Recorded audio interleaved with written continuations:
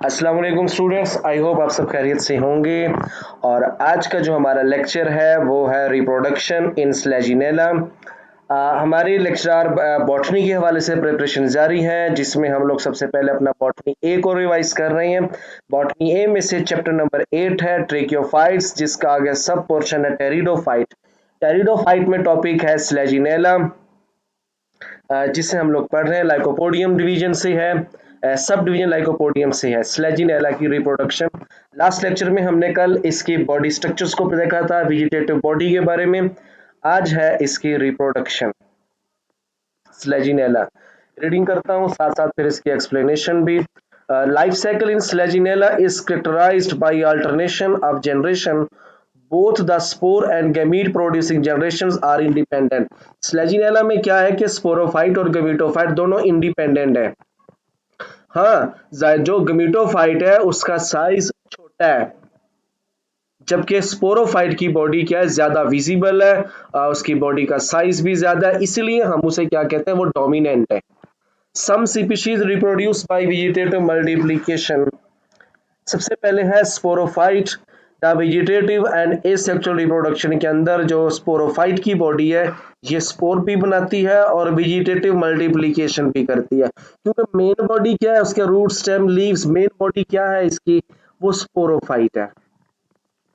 पहले हम देखेंगे vegetative reproduction. Some Selaginella species reproduce vegetatively by development of adventitious branches which separate from the parent body and develop into new sporophyte।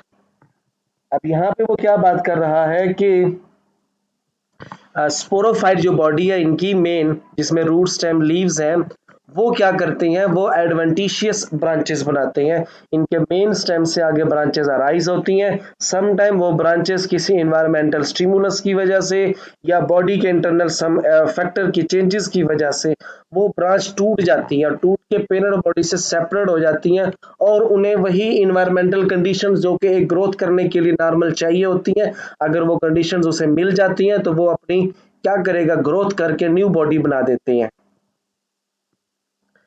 The tuber's root develops into new plant on return of favorable condition. Still other species develop resting bud at the end of aerial branches.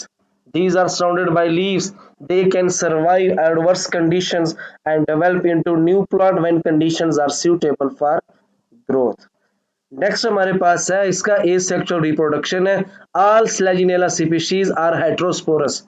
दो तरह के spore produce करते हैं, microspore और megaspore. Microspore germinate microspore की जो formation है वो छोटे साइज की स्पोरेंजिया में होती है, जिसे माइक्रोस्पोरेंजिया कहते हैं। और मेगास्पोर की जो डेवलपमेंट है वो लार्ज साइज के स्ट्रक्चर में होती है, जिसे कहते हैं मेगास्पोरेंजिया। ये आप लोगों को स्क्रीन पे नजर आ रहा है, ये इसकी ब्रांच है। इसकी ब्रांचेस के ऊपर देखिए डेवलप किए हुए हैं माइक्रोस्पोरेंजिया और मेगास्पोरेंजिया। ठीक है, माइक्रोस्पोरेंजिया साइज में छोटी है, जबकि मेगास्पोरेंजिया साइज में क्या है, बड़ी है। नजर आ रही है ना आप लोगों को, ये इनके ऊपर लीव्स भी हैं, माइक्रोस्पोरोफिल भी है और मेगास्पोरोफिल भी है। जहां पे मेगास्पोरेंजिया होगा उसके साथ जो लीफ होगा वो मेगास्पोरोफिल होगा। जहां पे छोटे साइज की स्पोरेंजिया माइक्रोस्पोरेंजिया ग्रो करती है, उसके साथ साथ वहां पे माइक्रोस्पोरोफिल्स होंगे। उसके बाद इसकी बॉडी में ना एक और स्ट्रक्चर्स है जिसका नाम है स्पोरेंजियोफिरस स्पाइक। अब देखें इसमें पहली लाइन में देखें द स्पोरेंजिया। देखें हमने अब ये देखना है कि इसकी बॉडी में ठीक है स्टेम है, छोटे बड़े साइज के लीफ है। स्पोरेंजिया लीफ के साथ या बॉडी में कहाँ ग्रो करती है, कहाँ पे उनकी फॉर्मेशन होती है। Sporangia are borne in axils. Sporangia are born in the axil of ligulate leaves called sporophyll। देखिए आप लोगों को स्क्रीन पे नजर आ रहा है, ये है कर्सर की मूवमेंट देखिएगा, ये है मेन स्टेम, उसके साथ ये बड़े साइज का लीफ ग्रो कर रहा है जिसका नाम है मेगास्पोरोफिल। उसके साथ देखें ये छोटी एक आउट ग्रोथ है लीफ की बेस पे, जहां से लीफ अराइज होता है उसकी बेस पे अगर एक छोटी आउट ग्रोथ हो, उसे हम कहते हैं लाइग्यूल कहते हैं। अब ये पत्ता क्या हो गया, लाइग्यूलेट लीफ हो गया, यानी कि ये वो पत्ते हैं जिनके साथ कौन ग्रो कर रहा है, लाइग्यूल। हम इन्हें क्या कहेंगे, लाइग्यूलेट लीफ। अगर उसी के साथ ही उसी लीफ के स्ट्रक्चर के साथ इसके साथ कौन ग्रो कर रहा है, स्पोरेंजिया। आया कि वो स्मॉल साइज है या लार्ज साइज है, तो हम उसे क्या कहेंगे, स्पोरेंजिया कहाँ पे ग्रो करा, यही फर्स्ट लाइन है कि axil of ligulate leaf called sporophyll, the sporophyll form definite structure called strobili at the end of shoot. इसी शूट की टिप पे यही एक से ज्यादा स्पोरोफिल एक दूसरे के साथ इकट्ठे हो जाते हैं, स्ट्रोबिलस बनाते हैं। स्ट्रोबिलस की जमा है स्ट्रोबिलाई, यानी स्पोरोफिल्स वो वाले लीफ जिनके साथ स्पोरेंजिया ग्रो करती है, हम ऐसे पत्तों को कहते हैं स्पोरोफिल। और इसी स्लेजिनेला की बॉडी में ना ब्रांचेस की टिप पे, एपिकल रीजन पे, शूट की एंड पे, शूट की टिप पे ये स्पोरोफिल्स एग्रीगेट होते हैं, एक दूसरे के साथ इकट्ठे होकर स्ट्रक्चर बनाती हैं कोन की तरह, हम उसे कहते हैं strobili. The sporophylls are almost like vegetative leaf and arranged spirally around the upon the axis of sporophyll. The arrangement of sporophyll in the strobilus is just like that bracket in the spike and inflorescence in angiosperms. Spike की तरह, यानी वो जैसे आप लोग देखो ना, जैसे कॉर्न के अंदर होता है, इसी तरीके से ये ग्रो करते हैं। जैसे जिम्नोस्पर्म के अंदर वहां पे कौन ग्रो कर रही होती है, एक गुच्छे की शक्ल में। एंजियोस्पर्म्स के अंदर कुछ फ्लावर, एंजियोस्पर्म्स के अंदर फूलों का गुच्छा होता है, जैसे इन्फ्लोरिसेंस कहते हैं फूलों का गुच्छा, जबकि स्ट्रोबिलस कहते हैं स्पोरोफिल्स का गुच्छा। याद रखिएगा। सर जितना गंदम में भी होता है, वीट के अंदर। जी बिल्कुल, गुच्छा होता है फ्लावर्स का। अब जैसे गंदम की बात की ना आपने, वो जो गंदम का सिट्टा होता है, स्पाइकलेट स्पाइक्स होते हैं, वो फ्लावर्स है एक से ज्यादा जिनमें बीज ग्रो करते हैं। Therefore, the strobilus is also called Sporangiophorus spike. यानी स्पोरेंजियोफिरस स्पाइक से मुराद ये है कि स्लेजिनेला की ब्रांच की, उसके स्टेम की, शूट की टिप पे स्पोरोफिल्स एक से ज्यादा मौजूद होके स्पाइक की तरह, इन्फ्लोरेसेंस की तरह एक गुच्छा बनाते हैं, अरेंजमेंट बनाते हैं, जिन्हें हम क्या कहते हैं, स्पोरेंजियोफिरस स्पाइक। ये आ रहा है आप लोगों के सामने स्क्रीन पे, स्पोरेंजिया का स्ट्रक्चर है। Sporangia are small, stalked and variously shaped, mostly oval, whereas megasporangia are stalked and four-lobed. कितने? Four-lobed. अब यहां पे देखें, ये है माइक्रोस्पोरेंजिया, ये वाला, ये माइक्रोस्पोरेंजिया की वाल है, अंदर ये माइक्रोस्पोर ग्रो किए हुए हैं, ठीक है, ओवल शेप्ड है, बेजवी शक्ल का है। जबकि मेगास्पोरेंजिया के चार लोब है, एक सिरा, दूसरा सिरा, तीसरा और चौथा सिरा, चार लोब्ड है। Both micro and megasporangium consist of two layer sporangium wall. Double layer क्या होगी इसकी, स्पोरेंजियम वॉल होगी, surrounding tapetum and sporogenous tissue. The tapetum develop from innermost layer of sporangial wall. ये बिल्कुल अंदर वाली जो लेयर होगी स्पोरेंजिया की, बाहर से अंदर की तरफ जो लेयर होगी उसे कहते हैं टेप्टम। इसके अंदर मेगास्पोरेंजिया डेवलप करेगा। Both the sporangia differ in size, position in the strobilus and number and size of spore. The megasporangia are larger than microsporangia, size में थोड़ा बड़ा होता है क्योंकि इनके मेगास्पोरेंजियम, मेगास्पोर के पास प्रोटोप्लाज्मिक मैस ज्यादा होता है।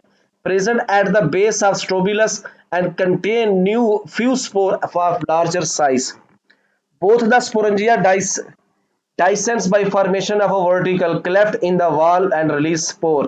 वर्टिकल क्लेफ्ट क्या पड़ेगा, बिल्कुल सामने यहां से कट लगता है इस पे, इनर साइड से ना स्पोर का प्रेशर पड़ता है वाल पे, जो यहाँ पे क्लेफ्ट बन जाता है, चीरा आ जाता है, कट लगता है, और यहाँ से फिर क्या होता है, spore outside the body, outside the sporangium release होते हैं।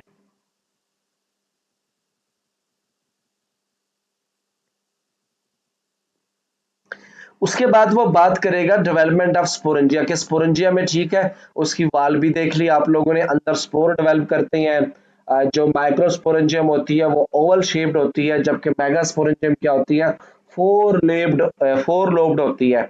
अब एक स्पोरेंजिया की डेवलपमेंट कैसे होगी, The development of micro and megasporangia is identical up to formation of sporocyte. The sporosporangium arise from a superficial cell called sporangial initial. देखें जहां पे स्पोरोफिल होगा, स्पोरोफिल लीफ, उसके साथ ही क्या होगा, टिप क्या, उसके साथ ही स्पोरेंजियल इनिशियल सेल्स होंगे, यानी ये वो खास किस्म के सेल्स होंगे जिन्होंने बाद में डिवीजन करनी है, डिफरेंशिएट होकर स्पोरेंजियम्स बनाना है। It divides by a periclinal division into an outer, ये बिल्कुल सेम वैसी ही डिवीजन पैटर्न है जैसे हम लोग प्रीवियस पीछे हम टॉपिक्स में पढ़ के आए हैं। पेरिक्लाइनल डिवीजन होगी, एक outer jacket initial which divide further periclinally give rise to two layer sporangial wall and the inner archisporial cell. It undergoes repeated vertical and transverse division to produce a mass of sporogenous cell. यानी कि जहां पे लाइग्यूल है, पत्ती की जो base है लाइग्यूल है, वहां पे स्पोरेंजियल इनिशियल यानी वो सेल्स होंगे जिन्होंने स्पोरेंजियम बनाना है, वो होगा। उस सेल के अंदर पेरिक्लाइनल डिवीजन होगी, एक अपर सेल और एक लोअर सेल। अपर सेल फर्दर डिवीजन करता रहेगा, डिवीजन करता रहेगा, सेल्स बनाएगा, और वो सेल अपने आप को दो लेयर्स में तरतीब दे लेते हैं जिन्हें हम स्पोरेंजियल वाल को स्पोरेंजियल वाल कहते हैं। और जो नीचे वाला सेल था, इनर सेल था, वो डिवीजन करके बार बार क्या बनाएगा, स्पोरोजीनस मैस बनाएगा। The cell continue to divide and last generation of these cell is spore mother cell. The outermost layer of sporogenous cell act as tapetum. और स्पोरेंजियल वाल की जो अंदर की तरफ जो लेयर होगी जिसके अंदर स्पोर डेवलप करते हैं, हम उसे क्या कहते हैं, टेपटम का नाम देते हैं जी। अब development in both micro and megasporangium is the same, however further development differ in that. कौन सी, देखें जो मेगास्पोर है, माइक्रोस्पोरेंजिया है, spore mother cell separate and about 10 to 20% cells disintegrate and the rest develop into tetrad of microspore. बहुत सारे spore जब develop कर रहे होते हैं, इस दौरान काफी सारे स्पोर दूसरे स्पोर की ग्रोथ करवाने के लिए वहां पे डिसइंटीग्रेट हो जाती हैं। डिसइंटीग्रेट से मुराद ये होता है कि वो उनके लिए फूड सोर्स का काम करते हैं। जबकि मेगास्पोरेंजियम में क्या होगा, इन megasporangium all but one spore mother cell disintegrate, the surviving one undergoes meiosis and produce a tetrad of megaspore. All the megaspore are functional. In some species, more than 4 megaspore have been found, suggesting that more than one spore mother cell remain functional. ये होता है इसके अंदर।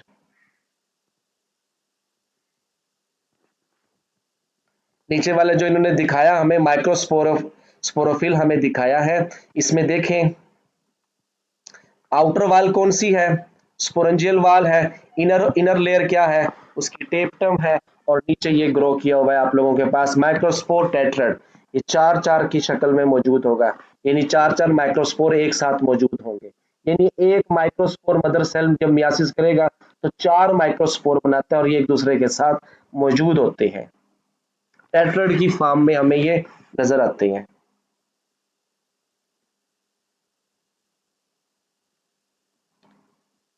उसके बाद है the tapetal cell disintegrate and form a nutritive fluid, the plasmodial fluid, the spore separate float in this fluid and receive nutrition. उसके बाद हमारे पास आ जाता है गेमेटोफाइट। अब मैं आप लोगों को बताऊं कि यही जो माइक्रोस्पोर बने हैं, मेगास्पोर बने हैं, यही आगे फर्दर डेवलपमेंट करके अपने आप को माइक्रोगेमीट और मेगागेमीट में डेवलप करते हैं। कोई उनके लिए कोई अलग से जाके ग्रो नहीं करना। अब इन्होंने जहां पे ये माइक्रो और मेगास्पोर बने हैं, यहीं पे इन्होंने अपनी फर्दर इन्होंने अपनी ग्रोथ करनी है, डेवलपमेंट करके ये गैमीट में चेंज होंगे। The microspore and megaspore develop into male and female gametophyte respectively. The germination of spore is अब ये टर्म आती है,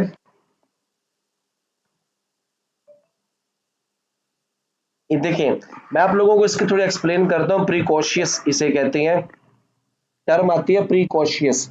ये टर्म यूज होती है स्पोर के हवाले से। याद रखिएगा कि स्पोर जहां पे बने हैं वहीं पे वो जर्मिनेट करेंगे, डेवलप हो जाएंगे, किस में, गेमिटोफाइट में।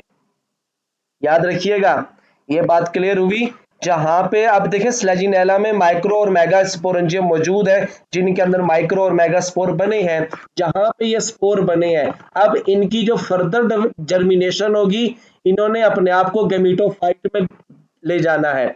माइक्रोस्पोर मेल गेमिटोफाइट बनाएगा, मेगास्पोर फीमेल गेमिटोफाइट बनाएगा। तो ये कहाँ बनेगा? वही स्पोरेंजियम के अंदर। It's stored within the wall of their respective sporangia. The male gametophyte is released at 13 cell stage, whereas female gametophyte come out at various stages of development depending upon species. जी, सबसे पहले है mail gametophyte. A microspore is minute, tetrahedral and uninucleate. Its protoplast is surrounded by 2 to 3 layered wall. ठीक है। Outer wall is thick and called exine. किसी भी spore की बैरूनी wall को एक्साइन कहते हैं और उसके अंदरूनी वॉल को एंटाइन कहते हैं या इंटाइन कहते हैं। And the inner wall is thin known as intine. The microspore divide by an unequal division. देखें अनइक्वल डिवीजन से क्या मुराद है? जी बताएं।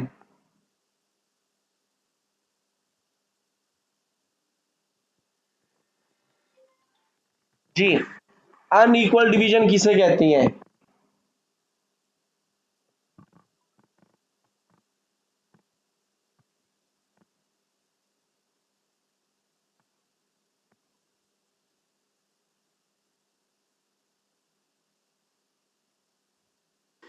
सर इसमें कुछ स्मॉल शेप होंगे, कुछ लार्ज शेप होंगे, तो वो अनइक्वल हो जाएंगे।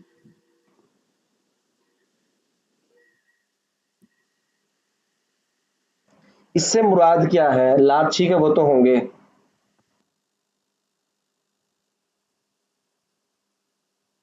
न्यूक्लियर कंटेंट जो है वो इक्वली डिवाइड नहीं होगा। नहीं, अनइक्वल डिवीजन से मुराद ये है कि, सुनिएगा, इनके पास में देखे ना, आप लोगों ने सेल डिविजन्स का पढ़ा है कि आप लोगों को याद होगा जैसे ह्यूमन के अंदर एग सेल फॉर्मेशन होती है एक साथ। याद आया आप लोगों को? सर ए माइटोसिस तो नहीं है ये? नहीं, एक और है, याद करें। आप लोगों ने पढ़ा होगा प्राइमरी ओसाइट बनता है, फिर सेकेंडरी ओसाइट बनता है, जैसे ह्यूमन की female egg reproduction, egg development है, एग फॉर्मेशन है। उसके साथ एक टर्म पढ़ते हैं polar body, primary polar body, secondary polar body. याद आया किसी को? नहीं, सुने, इसमें यह होता है कि जो साइटो देखें, पहले होती है कैरियोकाइनेसिस, न्यूक्लियस डिवाइड करेगा, फिर आता है पहले आती है कैरियोकाइनेसिस, फिर आती है साइटोकाइनेसिस। साइटोकाइनेसिस जिसमें साइटोप्लाज्म की डिवीजन होती है वो अनइक्वल होती है। इसमें क्या होगा कि एक बनेगा लार्ज साइज का और एक बनेगा स्मॉल साइज का। लार्ज वाले के पास प्रोटोप्लाज्मिक मैस, साइटोप्लाज्मिक मैस क्या होगा? ज्यादा होगा। यानी साइटोकाइनेसिस क्या होगी? अनइक्वल होगी। ठीक है। एक सेल है ना, उसने आगे दो सेल बनाने हैं। उसमें पहले न्यूक्लियस डिवाइड करेगा, फिर साइटोप्लाज्म डिवाइड करेगा। न्यूक्लियस ने तो डिवाइड कर दिया, अब साइटोप्लाज्म अनइक्वल डिवाइड करे। एक के पास कोई 70% साइटोप्लाज्म गया, दूसरे के पास 30%। एक लार्ज साइज बना और एक स्मॉल साइज, इसे कहते हैं अनइक्वल डिवीजन। समझ आ गई आप लोगों को? Yes sir. The microspore divide by an unequal division to form a small lens-shaped prothelial cells which does not divide further। ये बाद में डिवाइड नहीं करते क्योंकि साइटोप्लाज्म कंप्लीट नहीं होता। And a large antheridial cell, एक बनेगा उसमें antheridial cell. The antheridial cell divide by several divisions in various plane. अब यहाँ पे मैं आप लोगों को बताता चलूं, प्लांट चाहे ब्रायोफाइट है, चाहे ट्रेकियोफाइट है, जिम्नोस्पर्म है, एंजियोस्पर्म है, प्लांट के अंदर जो गैमीट फॉर्मेशन होती है ये माइटासिस के जरिए होती है, जानवरों में मियासिस के जरिए। ठीक है।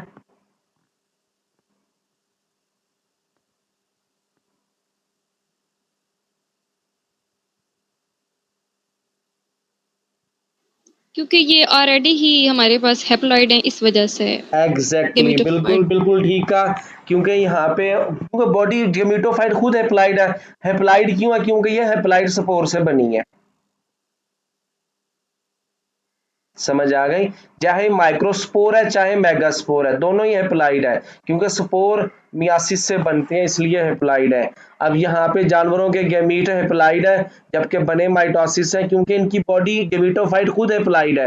हैप्लाइड क्यों है? क्योंकि वो हैप्लाइड स्पोर से बनी है। The enthedial cell divides by several divisions in various planes. This results in the formation of sterile 8-cell jacket enclosing 4 primary spermatogenous cells. देखिए एंथ्रीडियल सेल है, ये कितने सेल्स की जैकेट बनेगी? 8 सेल्स की। उसके अंदर कितने स्पर्मेटोजीनस सेल्स होंगे? 4। 8 कैसे होंगे? 1 से 2, 2 से, देखिए अब 1 से 2, 2 से 4, 4 से 8, इस तरीके से। The semi germinated male gametophyte यानी pollen grain is release from sporangium and shed on the ground. Each spermatogenous cells undergo 6 successive division to produce 128 or 256 per mother cell। देखिए 6 सक्सेसिव, 1 से 2 बनेंगे, दूसरी बार सेल डिवीजन होगी तो 4, तीसरी बार होगी तो 8, चौथी बार होगी तो 16, पांचवी बार होगी तो 32 और छठी 30। बार होगी तो 64। 64 के बाद कितने बनेंगे? 128। 128 के बाद 256, ऐसे ये बढ़ती चली जाती हैं। Each sperm mother cell metamorphose into a biflagellated sperm cell. क्योंकि इनका स्पर्म मदर सेल ये भी हैप्लॉइड है। इसकी अब इसको ना एनिमल के साथ रिलेट ना कीजिएगा। वहां पे स्पर्म मदर सेल हमेशा डिप्लॉइड होता है, उसमें फिर मियासिस होती है, आगे हैप्लॉइड स्पर्म बनते हैं। जबकि प्लांट के अंदर क्या है? इनके स्पर्मेटोजीनस सेल या स्पर्म मदर सेल ये खुद हैप्लॉइड है। ये मेटामॉर्फोसिस होंगे, इनके अंदर ना स्ट्रक्चरल मॉडिफिकेशंस आती हैं, दो फ्लैजेला आके अटैच होते हैं, बाई फ्लैजिलेटेड स्पर्म सेल बन जाते हैं। द जैकेट सेल जो बैरूनी सेल्स हैं, इनके अंदर की तरफ तो स्पर्म सेल है, बाहर की तरफ जो जैकेट सेल है ये डिसइंटीग्रेट होंगे, टूट फूट जाते हैं और अंदर से स्पर्म रिलीज होते हैं। जी इसको आप लोग रीड करें, मेल गेमिटोफाइट को रीड करो और अपना क्वेश्चन पूछें।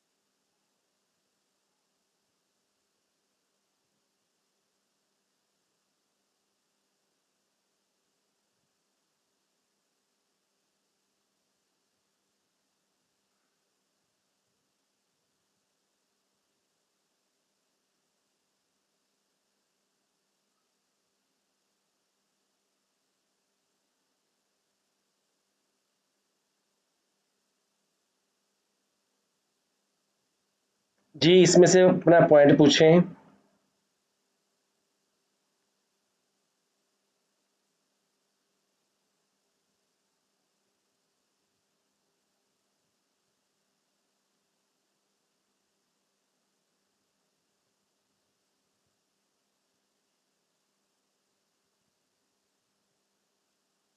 सर वो बायोप्लाज्म। कैसे? जी आगे चलें। Sir bio. ये देखें अनइक्वल डिवीजन, एक तरफ क्या है? ज्यादा साइटोप्लाज्मिक मैस है और एक तरफ साइटोप्लाज्मिक मैस क्या है? कम है। जी है।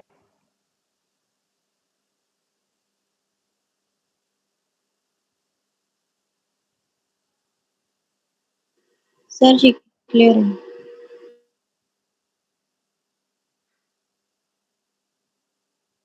उसके बाद है फीमेल गेमिटोफाइट जो कि मेगास्पोरेंजियम की तरफ उसका प्रोसेस चलेगा। ठीक है। और देखें The megaspore enlarge and secrete a two-layered spore wall. The young megaspore develop a large central vacuole surrounded by thin peripheral layer of cytoplasm. The megaspore nucleus undergoes free nuclear divisions, which result in multinucleate peripheral layer of cytoplasm surrounding the central vacuole. At the same time, cytoplasm increase in amount so that vacuole becomes smaller and disappear ultimately. The wall formation start around the free nuclei at the apical end near the uh, triradiate ridge and result in formation of 2 to 3 layer thick wall. अभी जो megaspore है ये अपनी divisions करके, ठीक है, अपनी divisions करके अब इन्होंने फीमेल गेमेटोफाइट की तरफ जाना है. तो the wall formation start around the free nuclei at the apical end near the triradiate ridge and result in formation of 2 to 3 layer thick tissue. This tissue region is called cushion and it becomes separated from the lower non-cellular region by formation of diaphragm. The lower region is sinocyte and rich in starch. It becomes cellular after that the embryo begins to develop. It provides food to the developing embryo, therefore act as endosperm.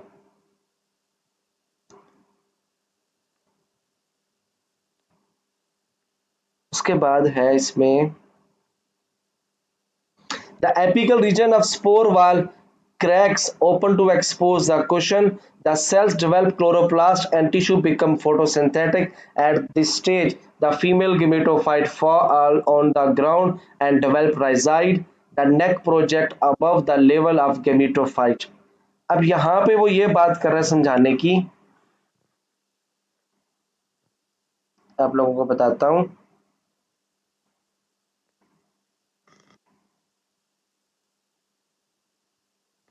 अब अंदर की तरफ क्या है, देखिए megaspores है, ठीक है. मेगास्पोर कहाँ पे मौजूद थे, मेगास्पोरेंजियम के अंदर मेगास्पोर था. अब वो क्या करेगा, अपनी ग्रोथ करता है, अपने अंदर साइटोप्लाज्मिक मैस को बढ़ाता है, साइज में अपने आप को साइज बढ़ा लेता है.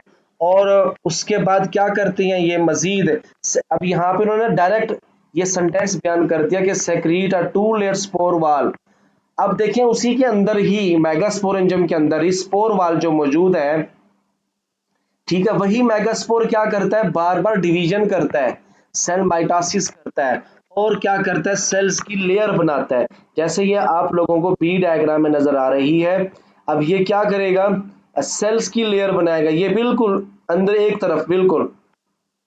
और इसी मेगास्पोर क्योंकि एक सेल है, सेंटर में तो न्यूक्लियस है, बाहर उसका क्या है, प्लांट सेल है, ये भी एक लार्ज वैक्यूल मौजूद होता है और एक तरफ बिल्कुल सेल्स की लेयर बनाना शुरू कर देती हैं.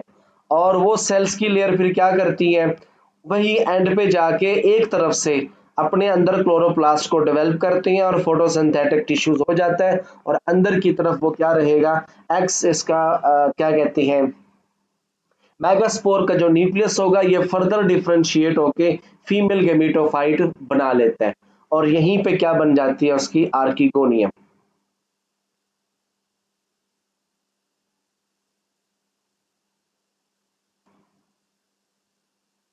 दूसरा मैं बताऊं आप लोगों को, ये जो साइड की तरफ सेल्स जो डेवलप करते हैं इसी मेगास्पोर के अंदर न्यूक्लियस के साथ साथ जो सेल्स ग्रो करते हैं मजीद, यही सेल्स फर्दर अपने आप को डिफरेंशिएट करके वेंटर और केनाल सेल्स, वेंटर और केनाल सेल्स बना लेते हैं.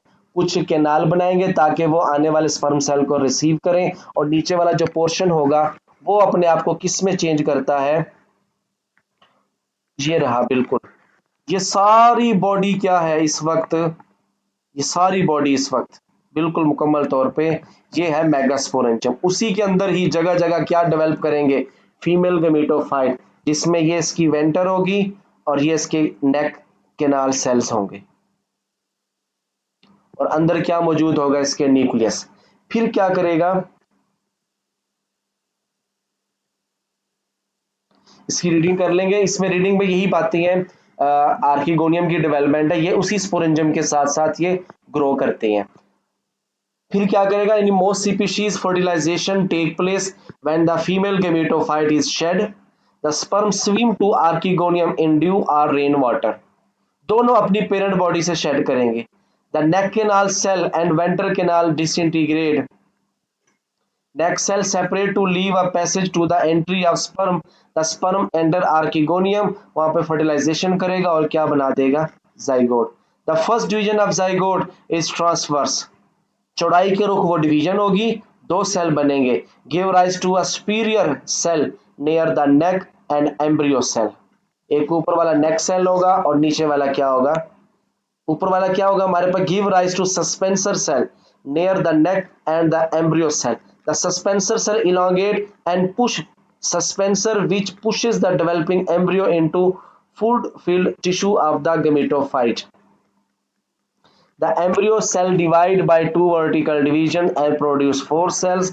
One of these four cell divides in by a diagonal vertical division. अब ये बार बार मल्टीपल क्या करेंगे, सेल डिविजन्स करेंगे और क्या बनाना शुरू कर देंगे, ये सबसे पहले फुट बनाएंगे, ठीक है, फुट के बाद क्या बनेगा, सीटा, और देन उसके इसी तरीके से उसकी बॉडी आगे मजीद ग्रो करना शुरू कर देती है. अब जो सीटा होता है बेसिकली ये इसका स्टेम लाइक पोर्शन बनता है. The cells of cell near the suspensor differentiate into foot. The foot is historial and absorb food. Historial कैसे किसे कहते हैं, जो हिस्टोरिया की तरह वर्क करे, जो जज़ब करे न्यूट्रिएंट्स को, and absorb food from the gametophyte. At the same time, apical cell of cotyledon are differentiated into an upper tier which give rise to embryogonial sleeves. The apical cell of stem divide. अच्छा यहाँ पे ना जो ये wording में ना ज़्यादा confusion कर रहा है कि बहुत ज़्यादा इन्होंने आगे वर्डिंग बयान कर दी है. बेसिकली क्या होगा, आप लोगों को बताता चलूं कि जब स्पोर, जब ये आगे जाइगोट बनता है, ठीक है, जाइगोट से फिर मल्टीपल टाइप की सेल डिवीजन होगी और उससे बनेगा एम्ब्रियो. अब एम्ब्रियो में कुछ सेल्स क्या होते हैं, राइजाइडल सेल होते हैं जो नीचे की तरफ रूट बनाते हैं, और रूट किसकी तरह तौर पे काम करती है, हिस्टोरिया की तौर पे, वो न्यूट्रिएंट्स वगैरह पानी वगैरह को जज़ब करती हैं और इस बनी हुई बॉडी को, स्पोर की बॉडी को ये न्यूट्रिएंट्स देते हैं. आगे मजीद वो फिर क्या करते हैं, डिविजन्स करके बार बार सेल्स बनाएंगे और वो तमाम सेल डिफरेंशिएट होके किस क्या बना देंगे, गिमेटोफाइट बॉडी. ये चीज है इसमें, सॉरी, गिमेटोफाइट नहीं, स्पोरोफाइट बॉडी बनेगी क्योंकि जाइगोट्स के बाद क्या बनता है, स्पोरोफाइट बनता है. अब इसमें आगे चलते हैं कि एपोगैमी का प्रोसेस भी पाया जाता है और पार्थिनोजेनेसिस का भी. It has been found that embryos may develop by apogamy from archegonial initial in some Selaginella. However, it is not much common. Parthenogenesis क्या होती है जी, कोई मेंबर बताए, पार्थिनोजेनेसिस क्या है.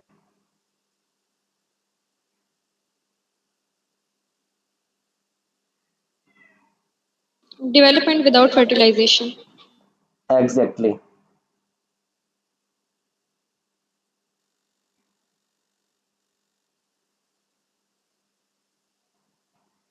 ठीक है. Parthenogenesis is more profound in Selaginella. The unfertilized egg develop into new plant parthenogenetically in several species. In some of these species, only megasporangia are present in the strobili. देखिए इसमें male female body separate भी होती है sometime, यानी gametophyte और female और mail gametophyte. तो वो क्या करते हैं, फीमेल गेमेटोफाइट क्या कर देते हैं, वो फर्दर डिवाइड करती है और स्ट्रोबिलस मौजूद होती है. In others the strobili contain both type of sporangia, माइक्रोबी और मेगाबी, और सम कुछ और किसी के पास क्या होता है, सिर्फ फीमेल यानी मेगा स्पोरेंजिया मौजूद होता है. But the archegonial neck remain close and male sperm can not enter the fertilize. In still other the only megaspore are viable while the macrospore are abort. यानी कि सम स्पीशीज में क्या होता है कि जो मेगास्पोरेंजियम है वो आगे क्या बनाएगा, फीमेल गेमेटोफाइट बनाते हैं और वही फिर आगे फर्दर ग्रोथ करके उनका प्रोसेस चलता है. और कुछ स्लेजिनेला में क्या होता है कि इनके पास इनके स्ट्रोबिलस के अंदर माइक्रो और मेगा गेमेटोफाइट दोनों मौजूद होते हैं और फिर उनके अंदर पार्थिनोजेनेसिस का प्रोसेस नहीं होता.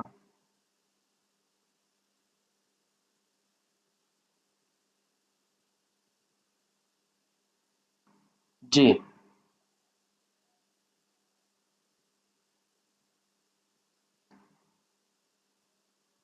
ये है स्लेजिनेला की रिप्रोडक्शन।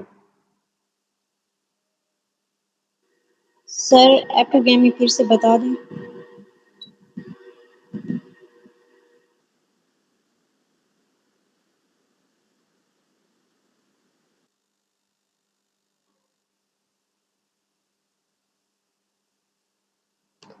दो टर्में आपने ना पीछे भी डिस्कस की थी।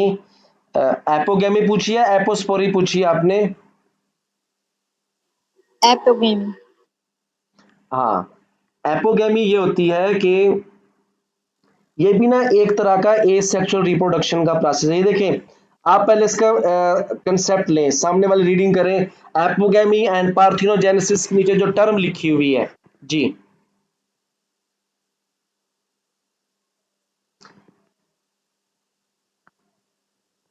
इसमें ना टर्म आपने देखना है एपोगेमी, टर्म समझिएगा। आगे जो टर्म है ना गैमी, गैमी से मुराद है गैमीट, ठीक है। अब पीछे पीछे चलें, एपोगेमी से पीछे लिखा by develop may and embryo. और जो देखें प्लांट के अंदर जब जाइगोट बनता है ना, जाइगोट याद रखिएगा, प्लांट के अंदर गेमीटोफाइट हमेशा हेप्लाइड होती है और स्पोरोफाइट क्या होती है, डिप्लाइड। और देखें डिप्लाइड कहाँ से शुरू होती है प्लांट के अंदर, फर्टिलाइजेशन के बाद जाइगोट और फिर उसके बाद एम्ब्रियो। जाइगोट और एम्ब्रियो दोनों क्या है, जाइगोट तो चलो एक सेल वाला है, एक सेल में जब आगे माइटासिस होती है तो ज्यादा सेल बनते हैं तो एम्ब्रियो बन जाता है।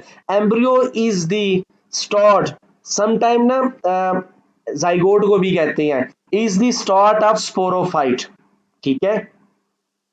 एम्ब्रियो का बनना या जाइगोट का बनना या एम्ब्रियो का बनना, ये असल में क्या है, स्पोरोफाइट बॉडी बनने की इनिशियल स्टेज है। अगर ये स्पोरोफाइट की डेवलपमेंट फीमेल बॉडी से हो विदाउट फर्टिलाइजेशन, हम इसे क्या कहेंगे, एपोगेमी कहेंगे। बात समझ आई? जी सर आगे।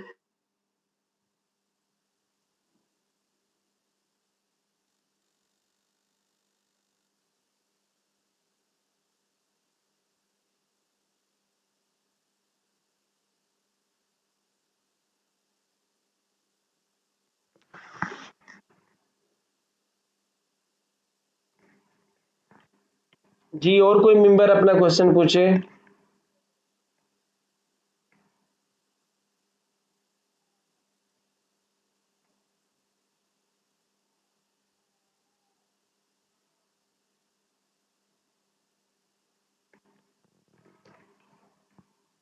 आप लोग ना इसको रिवाइज करोगे स्लेजिनेला में रिप्रोडक्शन को। पहले इसकी गिमेटो वो क्या कहते हैं, वेजिटेटिव रिप्रोडक्शन है, जो कि इसकी बॉडी के ऊपर ना, इसकी मेन बॉडी स्टेम के ऊपर एडवेंटिशियस ब्रांचेस लगती हैं, वो ब्रांचेस अलग हो जाती हैं बॉडी से और न्यू बॉडी बना दे तो हम इसे वेजिटेटिव रिप्रोडक्शन, यानी कि उसके अंदर गैमीट नहीं बल्कि वेजिटेटिव बॉडी अपनी बॉडी का कोई हिस्सा कोई पार्ट पार्टिसिपेट करता है रिप्रोडक्शन में। फिर उसके बाद है इसकी सेक्सुअल रिप्रोडक्शन। सेक्सुअल रिप्रोडक्शन क्या है, ये अल्टरनेशन ऑफ जनरेशन है, गिमेटोफाइट से स्पोरोफाइट, स्पोरोफाइट से इनकी गिमेटोफाइट बनती है। यहाँ पे जो स्पोरोफाइट है वो क्या है, वो दो तरह के स्पोर बनाती है, माइक्रो और मेगास्पोर। माइक्रोस्पोर मेल गेमेटोफाइट में, मेगास्पोर फीमेल गेमेटोफाइट में। जब इनकी फिर फर्टिलाइजेशन होगी उसके बाद जाइगोट एम्ब्रियो बनता है और वो फर्दर फिर किसमें, स्पोरोफाइट में चले जाते हैं। यूं इनकी अल्टरनेशन ऑफ जनरेशन भी होती है जी।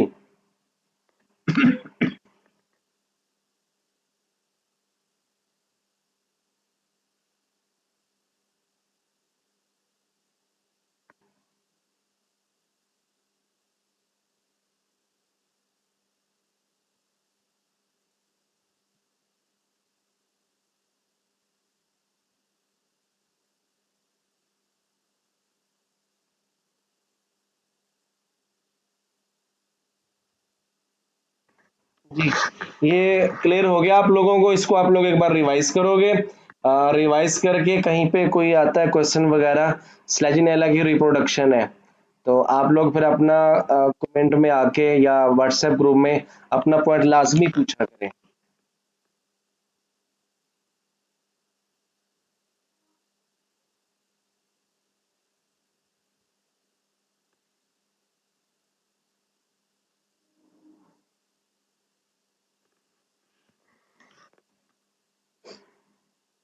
चलें ठीक है, आप लोग इसको रिवाइज इसको अगेन पढ़ें आप लोग, और फिर कोई पॉइंट आता है तो आप लोग लाजमी पूछिएगा। कल फिर इंशाल्लाह हमारी इसी टाइम क्लास होगी 3:30 बजे ही, और नेक्स्ट टॉपिक फिर हम अपना हाइड्रोस्पोरी के मतलब डिस्कशन करेंगे।